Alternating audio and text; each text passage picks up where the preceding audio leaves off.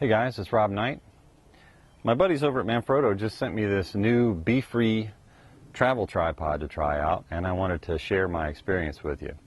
I had the opportunity to take it to Costa Rica last week and run it through the sand and the rainforest and the cloud forest and everything in between, and give you a little report on it. There's a couple things I really like about it.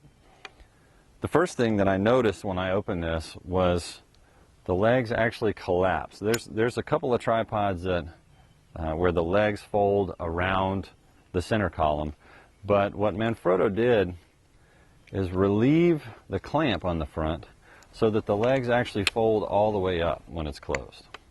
And that is really cool. I've had travel tripods in the past that, sure, they fold up like this, but if you have a ball head on it, then the clamp gets in the way, the head gets in the way, and it doesn't actually fold up as small as it could if it was like this that Manfrotto did. I think that's a great idea. It's also really lightweight. This is aluminum, but I think it's 3 pounds, 3.5 pounds. It's got a nice rubber grip on one of the legs, which I like. A lot of the travel tripods don't have a foam or a rubber grip, and that really comes in handy. Now I'll unfold it for you and show you this sort of unique leg locking mechanism. You fold the legs down this way and then basically flip these little metal guys into the middle position to lock it, and you can open the legs that way. Okay, there's another position where you flip it all the way over, and now you can put the legs out and almost put it flat on the ground. I don't believe it would quite go flat on the ground, but it goes nice and wide for those low angle shots.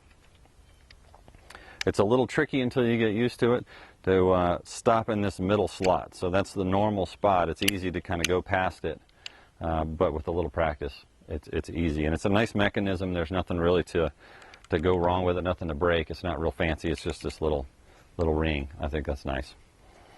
Simple is better. It's got the traditional Manfrotto levers to lock the legs, which deploy easily. As far as I'm concerned, I don't really have a preference between the twist locks and the levers. I think they're pretty similar. I do like the levers because you can release them all at once, and I think that's a little quicker, maybe even than the twist locks. But that's really a matter of what you like. I'll show you how tall it gets. Just for reference, I'm 6 feet 3 inches tall, so all the way out you can put the camera right about here. So not ideal, but travel tripod is a compromise.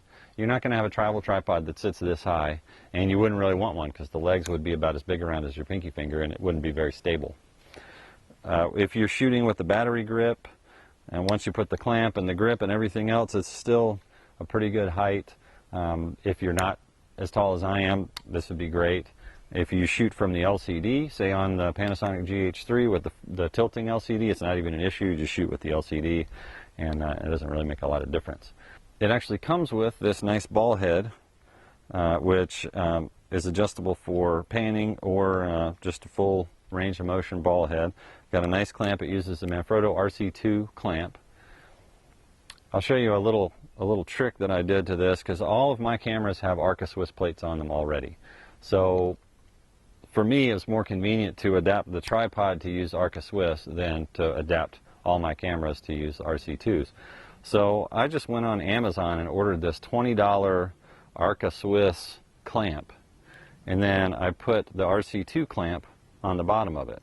Okay, so now I put the RC2 clamp on the tripod, and now I can use all my Arca Swiss camera plates and lens collars and things like that without having to change everything on all my cameras. So that's nice. It adds a couple of ounces of weight, no big deal.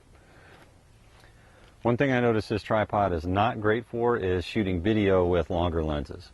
I was shooting with the Panasonic 100 to 300 millimeter lens, and at 600 millimeter effective focal length, the smaller legs on a travel tripod like the BeFree are just not going to isolate the vibration enough to get good, sharp, shake-free images and videos with that longer lens. So obviously you wouldn't use this with a heavier Canon or a Nikon lens anyway. I think the maximum weight on it is about 8 or 9 pounds, but it works perfectly well to support Micro Four Thirds or other mirrorless camera. But if you're going to be doing a lot of video, you might want something a little beefier than this. So based on my experience with the BeFree, I think it comes in at $200 with the ball head, and I think it's a great value. It's a great tripod. It's a lot better than some Walmart tripods, for lack of a better term, that you might get. It's going to be a lot sturdier than that, and it seems to have the same quality construction of all the other Manfrotto tripods that I've had. So you might want to check it out if you're in the market for a travel tripod. See you next time.